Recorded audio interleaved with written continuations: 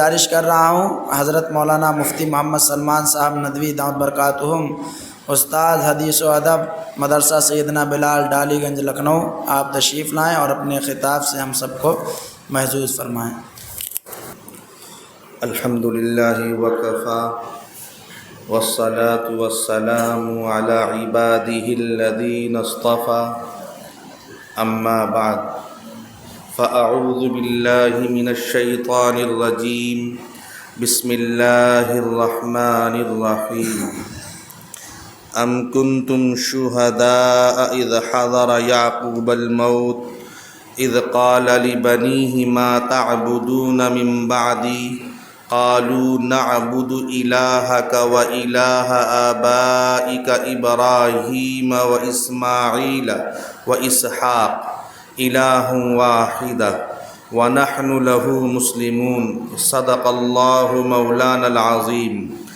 وقال سیدنا وسندنا وحبیبنا ومولانا محمد صلی اللہ علیہ وسلم، بادروا بالاعمال فتنا كقطع الليل المظلم، يصبح الرجل مؤمنا ويمسي كافرا ويمسي مؤمنا ويصبح كافرا، ويبيع الرجل دينه بعرض من الدنيا، رواه الترمذي أو كما قال النبي صلى الله عليه وسلم۔ عزیزان ملت، بزرگان دین، آپ لوگوں کے سامنے قرآن پاک کی ایک آیت اور حضور اکرم صلی اللہ علیہ وسلم کا ایک ارشاد مبارک پڑھا ہے۔ دعا کریں کہ ان دونوں کی روشنی میں میری زبان سے وہ باتیں نکلوائے جو ہم سب کے لیے مفید اور کارآمد ہو، آمین۔ ابھی آپ لوگوں کے سامنے یہ بتا دیا گیا ہے کہ آدھا گھنٹہ ہمیں اور حضرت مفتی صاحب کو اور پھر بعد میں صدر محترم کو کچھ کہنا ہے، اس لیے وقت کا لحاظ کرتے ہوئے آپ لوگوں کے سامنے اتنے میں ہی اپنی بات کو ختم کرنے کا ارادہ ہے، ورنہ معاملہ ہوتا یہ ہے کہ ایسے موقع پر ایک لطیفہ یاد آتا ہے کہ ایک نیتا جی انتہائی بجڑ علاقے میں، جہاں پر صحیح ڈھنگ سے راستہ بھی نہیں تھا، بڑی مشکل سے وہاں پہنچے۔ وہاں جب گئے ہیں تو انہیں یہ امید تھی کہ چند افراد ملیں گے تو ان کے سامنے کچھ اپنی سیاسی بات رکھی جائے گی، ووٹ لیا جائے گا، لیکن پہنچے تو صرف ایک آدمی ملا، تو انہیں بڑی تکلیف ہوئی۔ لیکن انہوں نے یہ کہا کہ جب اتنی مشکلوں اور اتنی تکلیفوں سے یہاں آئے ہیں تو کچھ باتیں ہو جانی چاہیے، لیکن پہلے ان صاحب سے مشورہ کر لیں جو یہاں موجود ہیں۔ انہوں نے کہا یہ بتائیے آپ اکیلے یہاں ہیں، کیا میرا تقریر کرنا بہتر رہے گا؟ کہا مجھے تو یہ لگتا ہے کہ اگر آپ کے پاس 20 گھوڑے ہوں، 19 گھوڑے چلے جائیں، ایک گھوڑا بچے، تو بتائیے اس کا کون سا ایسا جرم ہوگا کہ 19 گھوڑوں کو آپ نے کھانا نہیں دیا، اس بیچارے ایک کو بھی نہ دیں، تو اس لیے اس ایک کو تو کھانا دینا چاہیے۔ تو بات سمجھ میں آئی اور نیتا جی نے 3 گھنٹے تقریر کی، 3 گھنٹے کے بعد میں اس آدمی سے پوچھتے ہیں میں نے جو باتیں تم سے کہی ہیں تمہاری سمجھ میں آئی؟ تو اس نے کہا یہ بتائیے کہاں کا یہ ظلم ہے کہ 20 گھوڑوں کا کھانا خالی ایک آدمی کو کھلا دیا جائے، یہ بھی تو اچھا نہیں ہے۔ تو اس لیے وقت کا لحاظ رکھنا ہماری ذمہ داری ہے، اور جو وقت بتایا گیا ہے اسی میں آپ لوگوں کے سامنے گفتگو کی جائے گی۔ بس گزارش ایک ہے کہ گفتگو سنیے تو پوری سنیے اور پوری توجہ کے ساتھ سنیے، ورنہ معاملہ یہ ہوتا ہے کہ مقرر یا واعظ کہتا کچھ ہے، ہم سمجھتے کچھ ہیں یا ادھورا سمجھتے ہیں۔ بعد میں ہمارے ساتھ میں معاملہ یہ ہوتا ہے کہ ہم یا تو مقرر صاحب کو دوش دیتے ہیں، ان کو گالی دیتے ہیں، یا اپنی قسمت کو دوش دیتے ہیں۔ ٹھیک اسی طرح سے جیسے آپ حضرات یہاں بیٹھے ہوئے ہیں، ایک نوجوان جمعے کے دن مقرر صاحب کی تقریر سن رہا تھا اور بات اس نے ادھوری سنی، اور جب انسان ادھوری بات سنتا ہے تو ادھوری بات پر عمل کرنے کے بعد میں اللہ کی طرف سے جو سزا مقرر ہوتی ہے وہ اس کی ہی ذمہ داری بنتی ہے۔ نوجوان نے مقرر صاحب سے یہ سن لیا کہ اللہ تعالیٰ ہر انسان کو اس کی روزی پہنچا کر رہتا ہے، چاہے جہاں وہ انسان رہے۔ اس بات کو اس نوجوان نے بالکل اپنے گانٹھ باندھ لیا اور اس نے کہا کہ دیکھتا ہوں میں کہ اگر میں نہ کھاؤں کھانا تو اللہ تعالیٰ کیسے میری روزی روٹی مجھ تک پہنچا کر رہے گا، میں دیکھتا ہوں۔ وہ جمعے کا دن تھا، گھر پہ گیا، ماں نے بریانی بنائی تھی اور بریانی کی خوشبو اسے محسوس ہوئی تو پیٹ میں بھوک کی وجہ سے اور بھی درد ہونا شروع ہوا۔ تو ماں کے بہت ہی زیادہ اصرار کے بعد اس نے منع کر دیا کہ میں آج یہ دیکھوں گا، مولانا صاحب نے جب یہ کہا ہے کہ روزی تم تک پہنچ کر رہے گی، یہ اللہ کا وعدہ ہے، دیکھتا ہوں کہ آج اللہ روزی کیسے میرے منہ میں ڈالے گا۔ بہرحال ماں کے کافی اصرار اور کافی کہنے کے بعد اس نے اپنی ماں کی بات کو نہ مانا اور قریب ہی ایک باغ تھا اس میں چلا گیا۔ ماں بھی پیچھے پیچھے گئی، ایک ہنڈیا میں بریانی لے کر کے، اور اس کے پیچھے پیچھے گئی، منت سماجت کرتی رہی، لیکن اللہ کے بندے کو نہیں کھانا تھا تو نہیں کھایا۔ ماں تھک ہار کر کے وہ بریانی اس کے پاس رکھی اور وہیں پر چھوڑ کے اپنے گھر چلے آئی۔ وہ نوجوان ایک درخت کے نیچے لیٹ گیا، اس کی آنکھ لگ گئی۔ اسی باغ میں چور لوگ چوری کر کے آئے تھے اور وہاں پر انہیں اپنا جو چوری کیا ہوا سامان تھا وہ بانٹنا تھا۔ انہیں محسوس ہوا کہ یہاں تو بریانی کی کچھ کھانے کی خوشبو آ رہی، لگتا ہے اس باغ میں ہمارے علاوہ کوئی اور بھی موجود ہے۔ تلاش کیا گیا تو معلوم ہوا کہ ایک نوجوان ایک درخت کے نیچے لیٹا ہوا ہے اور اس کے پاس ایک ہانڈی رکھی ہوئی جس میں کچھ کھانا وغیرہ رکھا ہوا ہے۔ وہ لوگ اس نوجوان کے پاس گئے، پہلے اس کو مارا پیٹا کہ یہاں کیوں لیٹے ہو؟ کہا میں یہیں لیٹوں گا۔ کہا کھانا رکھا ہوا کھانا کیوں نہیں کھاتے ہو؟ کہا میں آج کھانا نہیں کھاؤں گا۔ تو ان چوروں کو یہ محسوس ہوا لگتا ہے کھانے میں اس نے کچھ زہر وغیرہ ملایا ہے، اگر ہم کھا لیں گے تو جو ہمارا چوری کیا ہوا جتنا سامان ہے یہ لے کر کے فرار ہو جائے گا۔ تو اب یہ ان لوگوں نے کیا کہ ایک ایک چور اس کو مارتا تھا اور زبردستی اس کے منہ میں کھانا ٹھونستا تھا، یہاں تک کہ پورا کھانا، پوری بریانی اس کو کھلا دیا۔ کھلانے کے بعد میں جب دوسرا ہفتہ ہوا ہے اور پھر وہ نوجوان مقرر صاحب کے سامنے تقریر سننے بیٹھا ہے تو اس نے کہا مقرر صاحب جب آپ کوئی بات کہا کریے، پوری بات کہا کریے تاکہ ہمارے سمجھ میں آ جائے۔ آپ نے پچھلی مرتبہ یہ تو کہہ دیا تھا کہ روزی تم تک پہنچ کر رہے گی چاہے جہاں رہو، یہ کیوں نہیں کہا تھا کہ اللہ میاں جوتے کھلوا کے کھلاتا ہے اگر نہیں کھاؤ گے؟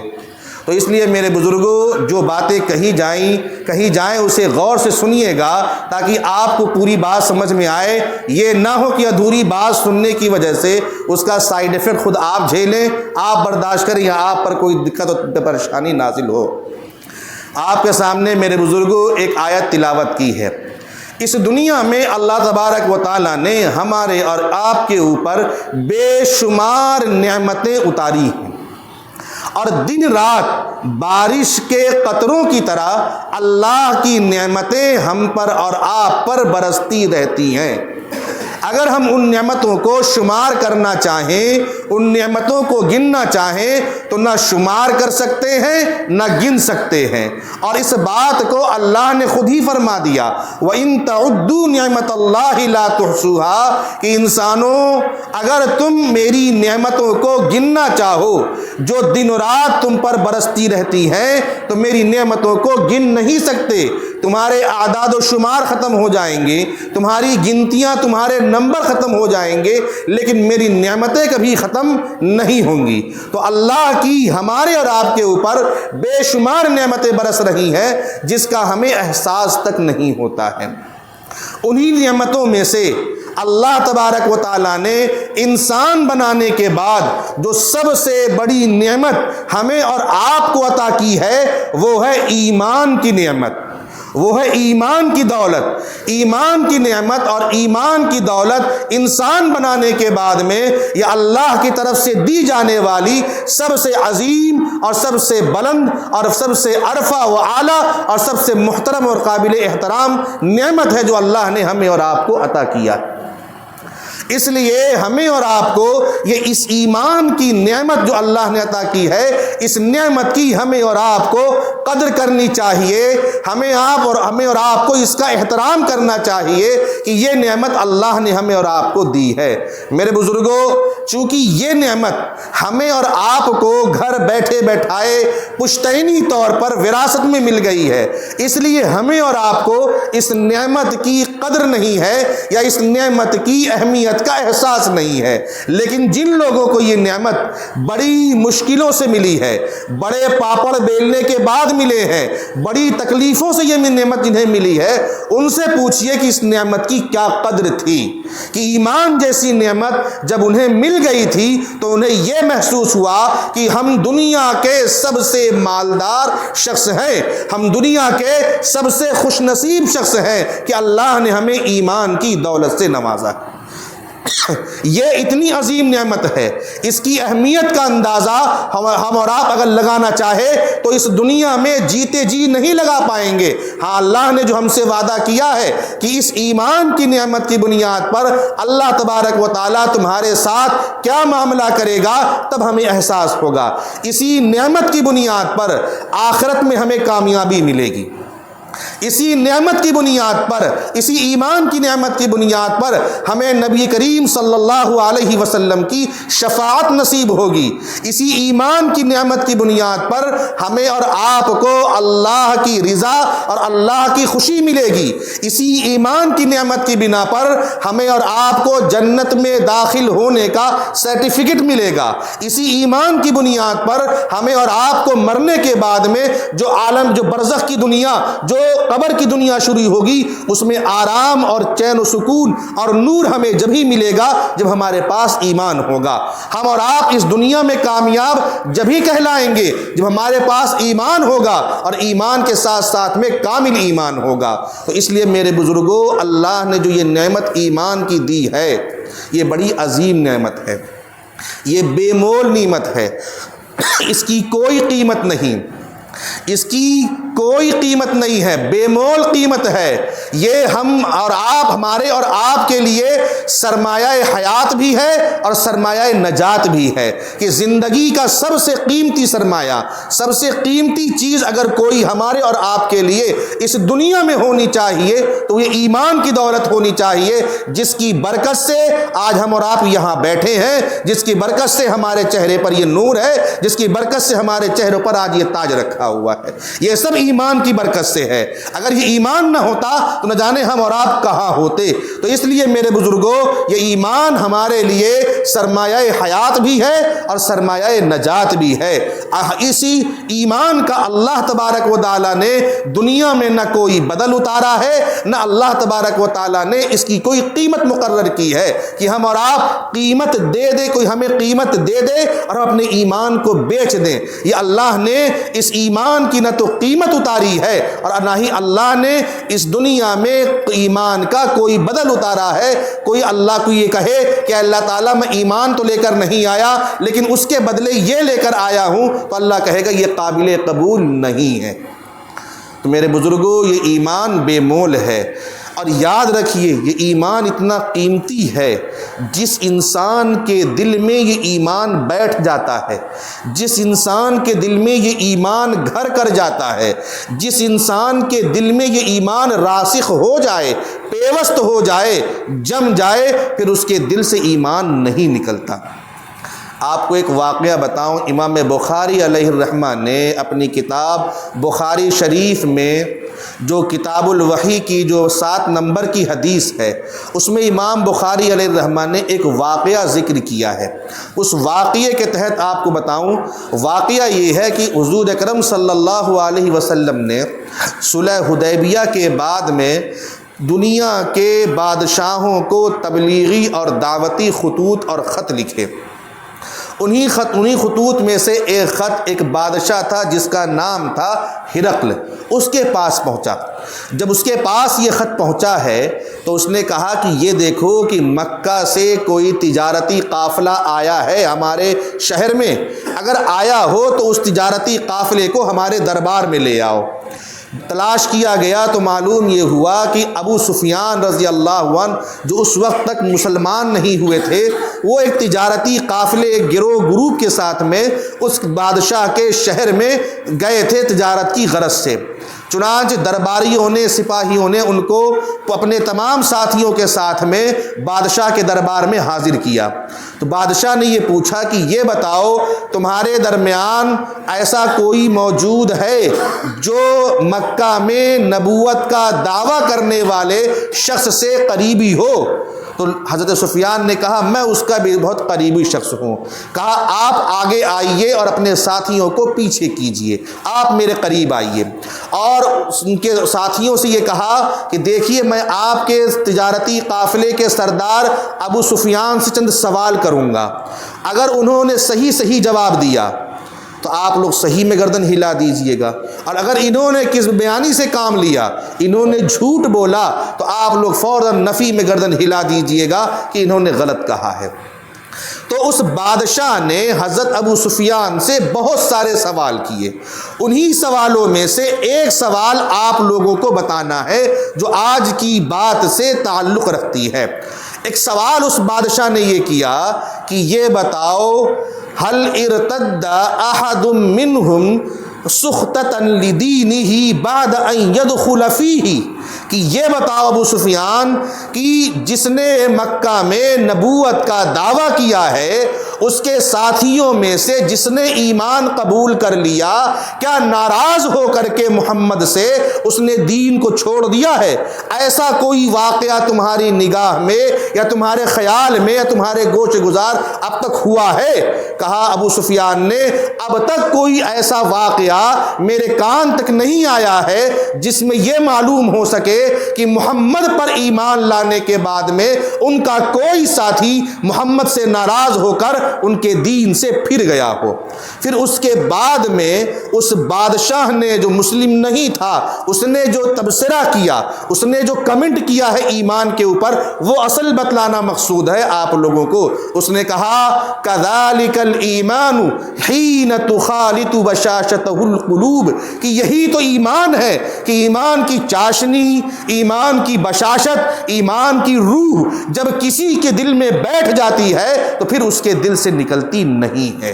تو میرے بزرگوں، یہ اللہ نے جو ہمیں اور آپ کو ایمان عطا کیا ہے، اگر ہمارے دل میں بیٹھ جائے، ہمارے دل میں گھر کر جائے تو لاکھ مصیبتوں کی آندھیاں چلیں، لاکھ کفر و ارتداد کی آندھیاں چلیں، ہمارے دل پر، ہمارے ایمان پر ذرہ برابر فرق نہیں آئے گا۔ لیکن اگر ہمارا ایمان کمزور ہوا، ہم ڈھلمل ایمان ہوئے، ذرا سی بات پر ایمان میں یا اسلام میں کمی نکالنے والے ہوئے، تو یاد رکھیے ایمان کے خلاف ذرا سی آندھی چلے گی، ذرا سی ہوا چلے گی اور ہم اپنے ایمان سے پھر جائیں گے۔ لیکن ایک بات صاف سن لیجئے، غیروں نے اس بات کو تسلیم کیا ہے جب ایمان دل میں بیٹھتا ہے تو پھر ایمان دل سے نکلتا نہیں ہے۔ آئیے میں آپ کو اور آسانی سے سمجھاؤں قرآن پاک کے ذریعے سے۔ قرآن پاک میں سورہ شعراء ہے، سورہ شعراء میں اللہ تبارک و تعالیٰ نے موسیٰ علیہ السلام اور جادوگروں کا قصہ لکھا ہے کہ جب فرعون پریشان ہو گیا حضرت موسیٰ علیہ السلام سے اور ان کی دعوت و تبلیغ سے، تو اس نے ایک مشورہ کیا اپنے کارندوں درباریوں سے۔ انہوں نے یہ کہا کہ ایسا کیا جائے کہ اپنے جادوگروں کو بلایا جائے اور موسیٰ کا ان سے مقابلہ کیا جائے۔ جب جادوگر فرعون کے دربار میں آئے ہیں تو انہوں نے فرعون سے کہا یہ بتائیے کہ اگر ہم مقابلہ موسیٰ سے جیت گئے تو ہمیں انعام میں کیا ملے گا؟ کیا ملے گا ہمیں انعام میں؟ کس سے پوچھ رہے ہیں؟ بادشاہ وقت سے پوچھ رہے ہیں۔ تو بادشاہ وقت نے کہا روپیے پیسے، درہم دنانیر، سونا چاندی، یہ تو تمہیں ملے گا ہی ملے گا۔ سب سے بڑا انعام آپ لوگوں کو یہ ملے گا کہ آپ لوگوں کو میں اپنا قریبی بنا لوں گا، آپ لوگوں کو میں VIP لسٹ میں شامل کر لوں گا، اپنا مقرب بنا لوں گا اور اپنے سے بالکل قریب رکھوں گا۔ جیسے آج ہماری اور آپ کی کسی ودھایک سے یا کسی سانسد جی سے قربت بڑھ جاوے تو شاسن پرشاسن ہماری جیب جیب میں رہے گا، ہم چاہے جو کریں۔ یہی تو ہوتا ہے، سینہ تان کے چلتے ہیں ہم لوگ۔ اب یہی اندازہ لگائیے، جادوگروں سے فرعون نے کہہ دیا، یعنی بادشاہ نے کہہ دیا کہ تم میرے خاص بن جاؤ گے اگر تم نے موسیٰ کو ہرا دیا، اور تم جیت گئے، موسیٰ ہار گئے۔ جب میدان میں سب آئے ہیں تو موسیٰ علیہ السلام نے فرمایا القوا ما انتم تلقون، کہ دکھاؤ اپنا جادو، تمہیں کیا دکھانا ہے؟ تو ان جادوگروں نے رسیوں کے ٹکڑے کیے اور چھوٹی چھوٹی ڈنڈیاں تھیں ان کو زمین پر ڈال دیا۔ اس کے بعد میں نہ جانے کون سا جادو کیا کہ لوگوں کو ایسا لگ رہا تھا جیسے وہ ڈنڈیاں اور وہ رسیاں سانپ بن گئی ہوں اور سب کے سامنے ریگ رہی ہوں۔ پھر کیا ہوا؟ اللہ تعالیٰ نے حضرت موسیٰ سے کہا اب آپ کی باری ہے، آپ اپنی لاٹھی کو زمین پر ڈالیے۔ موسیٰ علیہ السلام نے لاٹھی زمین پر ڈالی ہے تو ان کی لاٹھی سانپ بن گئی، اور جتنے وہاں پر رسیاں اور چھوٹی چھوٹی جو وہاں پر قمچیاں اور جو چھوٹی چھوٹی وہاں پر جو وہ تھے ان تمام کو نگل گئی۔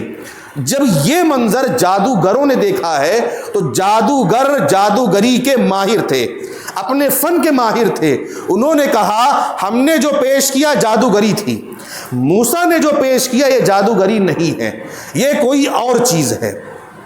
پھر کیا ہوا؟ وہیں پر کھڑے کھڑے فَأُلْقِيَ السَّاجِدِينَ، سب کے سب سجدے میں گر گئے، سب ایمان لے آئے۔ کیا کہا؟ قَالُوا آمَنَّا بِرَبِّ الْعَالَمِينَ رَبِّ مُوسَىٰ وَهَارُونَ، سب وہیں کھڑے کھڑے ایمان لے آئے حضرت موسیٰ علیہ السلام پر، موسیٰ علیہ السلام کی یہ معجزہ دیکھ کر کے وہ کہنے لگے، مان گئے اس بات کو کہ ہم جادوگر ہیں، ہم جادوگری کے فن سے ماہر ہیں، موسیٰ نے جو پیش کیا ہے یہ جادوگری نہیں ہے۔ جب فرعون نے یہ دیکھ لیا کہ ارے ابھی کچھ وقت پہلے یہ لوگ مجھ سے کیا مانگ رہے تھے؟ پیسے مانگ رہے تھے، مجھ سے انعام مانگ رہے تھے، اور میری اجازت کے بغیر یہ تمام کے تمام جادوگر ایمان لے آئے، تو فرعون غصے سے پاگل ہو گیا۔ پاگل ہونے کے بعد میں اس نے جادوگروں کے خلاف ایک فرمان جاری کیا۔ کیا فرمان جاری کیا؟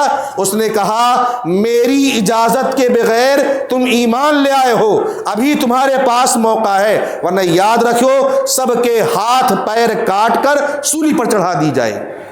تو ان لوگوں نے کہا لا ضیرہ، فرعون ہم میں ذرہ برابر اس بات کا خوف اور ڈر نہیں ہے کہ اب تم ہمارے ساتھ میں کیا معاملہ کرو گے، ہم ایمان لے آئے موسیٰ کے رب پر، اب یہ ایمان ہمارے دل سے نہیں نکلے گا۔ اب اندازہ لگائیے، چند وقت پہلے موسیٰ علیہ السلام کے خلاف تھے، فرعون سے پیسے مانگ رہے تھے، مادیت کی مانگ تھی، اس کے طلبگار تھے، اور تھوڑی دیر کے بعد جب اللہ تعالیٰ نے ان کے دلوں میں ایمان کو ڈال دیا تو بادشاہ وقت کے سامنے آنکھوں میں آنکھیں ڈال کر بول رہے ہیں جو تجھے کرنا ہے کر لے، یہ ایمان ہمارے دل سے نہیں نکلے گا۔ تو میرے بزرگوں، کہنا یہ ہے کہ ایمان جو ہمیں اور آپ کو اللہ نے دیا ہے، اس ایمان کی خاصیت یہ ہے کہ جب یہ دل میں بیٹھ جاتا ہے تو یہ دل سے نکلتا نہیں ہے۔ اب ہماری اور آپ کی ذمہ داری ہے کہ اس ایمان کی حفاظت کریں، کیونکہ امام بخاری فرماتے ہیں حضرت حسن بصری رحمۃ اللہ علیہ کا، انہوں نے ایک قول نقل کیا ہے، بڑا پیارا قول ہے، فرماتے ہیں حسن بصری رحمۃ اللہ علیہ منافق ہوگا جو ایمان لانے کے بعد میں مطمئن بیٹھا رہے اور اپنے ایمان کی حفاظت کی فکر نہ کرے، ایمان والا تو ایمان لانے کے بعد میں اپنے ایمان کی فکر میں لگا رہتا ہے کہ میرا ایمان بچا ہے، میرا ایمان کہیں کمزور تو نہیں پڑ گیا، کہیں میرے ایمان میں کمی تو نہیں آ رہی ہے۔ یہ ایمان والے کی شان ہوتی ہے، اور منافق آدمی ایک مرتبہ ایمان لانے کے بعد میں بے فکرہ ہو جاتا ہے۔ ہمارا حال کیا ہے؟ نہ ہم اپنے ایمان کی فکر کر رہے ہیں، نہ اپنے گھر والوں کی ایمان کی فکر کر رہے ہیں، نہ اپنے بیوی بچوں کے ایمان کی فکر کر رہے ہیں۔ ہمیں یہ تک نہیں معلوم ہے کہ ہمارا بچہ، ہمارے لڑکے کا، ہمارے بچی کا ایمان صحیح سلامت ہے یا نہیں، وہ کون سا کام کر رہے ہیں، وہ ایسی کوئی حرکت تو نہیں کر رہے ہیں جس کی وجہ سے وہ اپنے ایمان سے نکل جائیں یا ان کا ایمان ان سے نکل جائے، وہ کوئی ایسا غلط کام تو نہیں کر رہے ہیں کہ جس کی وجہ سے ان کا ایمان ان سے دور ہو جائے۔ میرے بزرگوں، ہمیں اپنے ایمان کی بھی فکر کرنی ہے، اور ساتھ ہی ساتھ اللہ کے رسول صلی اللہ علیہ وسلم نے فرمایا، اور اللہ نے فرمایا ہے قوا انفسکم واہلیکم نارا، کہ اپنے ایمان کے ساتھ میں اپنے بچوں کے بھی ایمان کی فکر کریے۔ اس کی بھی حفاظت کی لگے رہیے۔ یہ میں نہیں کہہ رہا، اللہ تبارک و تعالیٰ نے قرآن پاک میں انبیاء علیہم السلام کا اسوہ، نمونہ اور ان کی زندگی بیان کرتے ہوئے فرمایا کہ نبی، ہم اور آپ عام انسان ہیں، نبیوں کو بھی اپنے بچوں کے ایمان کی فکر رہتی تھی۔ حضرت ابراہیم علیہ السلام، جنہیں ابو الانبیاء کہا جاتا ہے، ہزاروں انبیاء حضرت ابراہیم علیہ السلام کے خاندان میں آئے ہیں، لیکن کیا کہہ رہے ہیں ابراہیم علیہ السلام؟ جب ایک غیر آباد جنگل میں اپنے بیوی بچوں کو چھوڑ دیا، جہاں کوئی انسان نہیں تھا، پھر دعا کی ہے اللہ سے، کیا دعا کی ہے؟ وَجْنُبْنِي وَبَنِيَّ أَن نَعْبُدَ الْأَصْنَامَ، اے اللہ میرے بھی ایمان کی حفاظت کریے، میرے بچوں کی بھی ایمان کی حفاظت کریے۔ یہ کون کہہ رہا ہے؟ یہ نبی کہہ رہا ہے، عام انسان نہیں۔ نبیوں کو بھی اپنے بچوں کے ایمان کی حفاظت کی فکر ہوتی تھی۔ اور جو آیت میں نے آپ کے سامنے پڑھی، اس میں اللہ نے حضرت یعقوب علیہ السلام، ابراہیم علیہ السلام کے پوتے، سو اندازہ لگائیے، یعقوب علیہ السلام کا واقعہ ذکر کیا ہے۔ ابراہیم علیہ السلام کے موت کا وقت قریب آ گیا، آخری وقت ہے، لیکن اپنے بچوں کے ایمان کی فکر ہے۔ کہیں ایسا نہ ہو کہ زندگی بھر میں نے اپنے بچوں کے ایمان کی حفاظت کی ہے، مرنے کے بعد میں یہ بچے ایمان سے پھر نہ جائے، سب کو اپنے پاس جمع کیا ہے۔ تو اللہ نے فرمایا ام کنتم شہداء اذ حضر یعقوب الموت، کیا تم لوگ اس وقت حاضر تھے جب یعقوب کی موت قریب آ گئی؟ پھر کیا کہا؟ فرمایا ما تعبدون من بعدی، میرے بچوں جب میں مر جاؤں گا، میری آنکھیں بند ہو جائیں گی، تم مجھے قبر میں ڈالاؤ گے، یہ بتاؤ میرے اس دنیا سے جانے کے بعد تم کس کی عبادت کرو گے؟ تو بچوں نے کہا نعبد الہک و الہ آبائک ابراہیم و اسماعیل و اسحاق الہ واحدہ، کہ ابا جان، دادا جان، جس کی آپ عبادت کرتے تھے ایک اللہ، جس کے آپ کے دادا ابراہیم عبادت کرتے تھے اللہ، جس کے آپ کے چچا ابراہیم عبادت کرتے تھے اللہ، جس کے آپ کے ابو اسحاق عبادت کرتے تھے، ہم بھی اسی خدا کی عبادت کریں گے، اور ہم بھی جب مریں گے تو مسلمان ہو کر مریں گے، ایمان کی حالت میں مریں گے۔ میرے بزرگوں، دوستوں، یہ نبیوں نے اپنے بچوں کے ایمان کی حفاظت کی ہے، اپنے ایمان کی حفاظت کی ہے۔ اور چلتے چلتے حضور کا ایک واقعہ عرض کر دوں تاکہ بات وقت پر ختم ہو جائے، کہ شہر بن حوشب رحمۃ اللہ علیہ نے حضرت ام سلمہ رضی اللہ عنہا، جو حضور کی بیوی ہیں، زوجہ محترمہ ہیں، رفیقہ حیات ہیں، ان سے ایک بات پوچھی۔ کہا یہ بتائیے جب اللہ کے رسول آپ کے یہاں آتے تھے تو کون سی دعا سب سے زیادہ حضور کی زبان پر ہوتی تھی؟ تو ام سلمہ رضی اللہ عنہا نے فرمایا حضور یہ بہت پڑھتے تھے، یا مقلب القلوب ثبت قلبی علی دینک، یا مقلب القلوب ثبت قلبی علی دینک۔ اس کا مطلب یہ ہے، اے دلوں کو الٹنے پلٹنے والے، میرے دل کو اپنے دین پر باقی رکھ، یہ حضور فرماتے تھے۔ تو حضرت ام سلمہ رضی اللہ عنہا نے حضور سے پوچھا کہ رسول خدا آپ یہ دعا اتنی کثرت سے کیوں پڑھتے ہیں؟ اب حضور نے جو جواب دیا اندازہ لگائیے، حضور بخشے بخشائے ہیں، آپ کے اگلے پچھلے کوئی گناہ ہوا نہیں ہے، بلکہ آپ تو بخشے بخشائے ہیں۔ حضور پہلے انسان ہیں جو جنت میں جائیں گے، حضور اللہ کے سب سے قریب ہیں، ہر محبوب خدا ہے۔ سوچئے اتنا بڑا مقام و مرتبہ ہونے کے باوجود بھی ان کی بیوی یہ پوچھ رہی ہے رسول خدا آپ یہ دعا کیوں پڑھ رہے ہیں؟ تو فرمایا حضور نے کہ ام سلمہ ہمارا اور تمہارا دل اللہ تبارک و تعالیٰ کے دو انگلیوں کے درمیان ہے۔ حضور نے سمجھانے کے لیے کہا جیسے یہ دو انگلیوں کے درمیان کوئی چیز ہو، ہم جب چاہے پلٹ دیں اور جب چاہے اس سے الٹ دیں، ہمارے اوپر ہے۔ تو فرمایا حضور نے ہمارا دل اللہ کی دو انگلیوں کے درمیان ہے، وہ جب چاہے اس کو الٹے، جب چاہے پلٹے، پتہ نہیں اللہ کس وقت ہمارے دل میں ہدایت پلٹ دے، ہدایت پر ہمیں جما دے، اور نہ جانے اللہ کب ہمیں ضلالت اور گمراہی پر لے آئے، کوئی وہ نہیں ہے۔ اس لیے میں اس دعا کو کثرت سے پڑھتا ہوں۔ تو میری ماں بہنوں اور میرے بزرگوں اور میرے دوستوں، بس چلتا چلتا یہ کہوں گا کہ باتیں بہت ہیں، اب بات لیکن مختصر کرتے ہوئے کہ یہ ایمان کی جو نعمت نعمت اللہ نے ہمارے اور آپ کے دل میں دی ہے، اور جو ہمیں یہ نماز سے اور روزے سے جو ہمیں ظاہر ہوگا کہ ہم ایمان والے ہیں، یہ چیزیں اس کی حفاظت کیجئے خود بھی اور اپنی اولادوں کی بھی، تاکہ ہم جب مریں تو اللہ کے سامنے ہماری حاضری ہو تو ایمان کی حالت میں ہو، اور ہمیں دنیا میں اور آخرت میں وہ تمام نعمتیں ملیں جو اللہ نے ہمارے اور آپ کے لیے پیدا کی ہیں یا بنائی ہیں۔ اللہ تعالی ہمیں اور آپ کو ایمان کی حفاظت کی توفیق عطا فرمائے۔ وما توفیق الا باللہ۔